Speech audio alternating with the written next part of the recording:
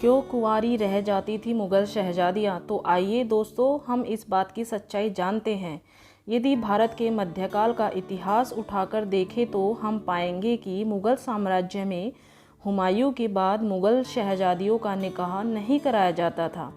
इस प्रथा का सबसे ज़्यादा चलन अकबर के बाद हुआ था, क्योंकि अकबर ने स्वयं भी अपनी बेटियों की शादी नहीं की थी और उसने एक प्रकार का नियम भी बना दिया था कि मुग़ल शहज़ादियों की शादी नहीं की जाएगी, जिसका पालन कई वर्षों तक किया गया था। विभिन्न इतिहासकारों के इस विषय में कई मत हैं, लेकिन मूल रूप से इसके दो कारण बताए गए हैं।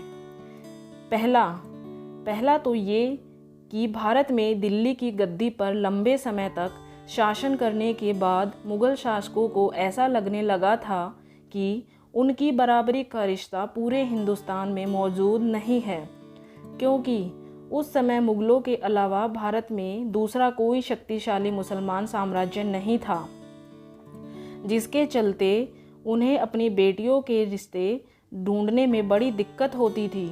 उन्हें अपनी बेटियों की शादी करवाने के लिए अरब देशों की तरफ जाना होता था। मुख्य रूप से ईरान और इराक जैसे देशों में उन्हें अच्छे रिश्ते मिल पाते थे।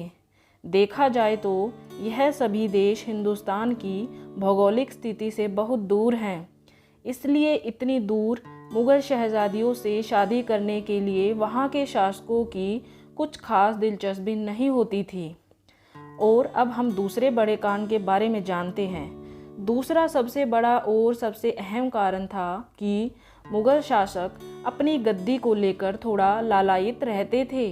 उन्हें अपनी गद्दी में सबसे ज़्यादा दिलचस्पी थी।